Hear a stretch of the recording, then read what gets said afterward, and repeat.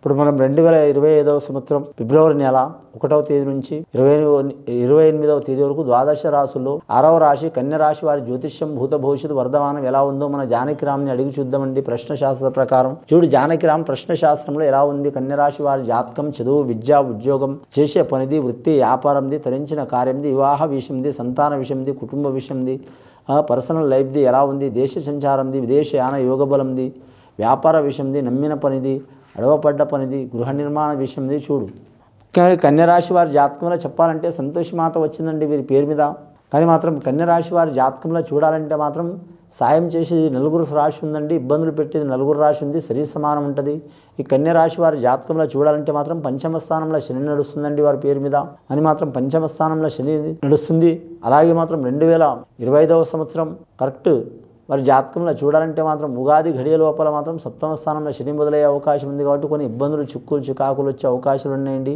ఆ ఇబ్బందులు, చిక్కులు, చికాకులు దొరికిపోవాలంటే మాత్రం శని అంతర్దశ యోగ బలముల ప్రకారం అలా నడుస్తుంది. కాబట్టి శనీశ్వరుని పూజ చేయటం, శనివారం నియమం పాటించడం, అలాగే శనిదేవ అనుగ్రహ కారకులు అంటే ఆంజనేయ స్వామి ఒకటి, రెండవది మాత్రం కాలభైరవుడు, మూడవది వీరి జాతక బలంలో చూడాలంటే మాత్రం మహాశివుడు. వీరిని పూజ చేయడం, వీరి మీద శని అనుగ్రహం కలుగుతారండి.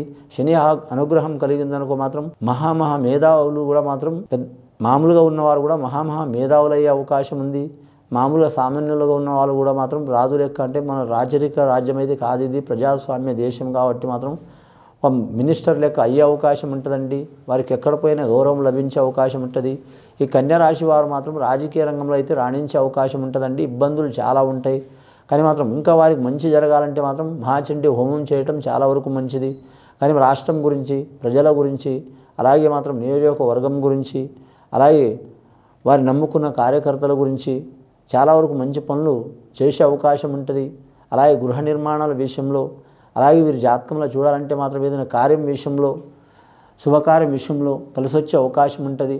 వీరి జాతకంలో చూడాలంటే కన్యరాశి వారి జాతకం ఉత్తర నక్షత్రం వారు మాత్రం ఖచ్చితంగా ఎవరికి పూజ చేసినా చేయకపోయినా మాత్రం వీరి జాతకాన్ని చూడాలంటే మాత్రం అమ్మవారికి పూజ చేయటం మంచిదండి. వీరి పేరు మీద చూడాలంటే మాత్రం హస్త నక్షత్రం వారు విఘ్నేశ్వరుని ఆరాధన చేయటం చాలా వరకు మంచిది.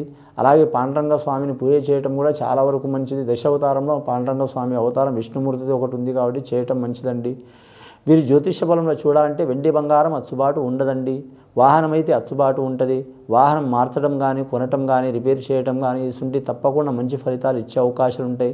అలాగే గవర్నమెంట్ నుంచి మాత్రం మంచి ఫలితం పొందే అవకాశం ఉంటుందండి. వ్యాపారం గురించి లోన్ తీసుకోవడం కానీ,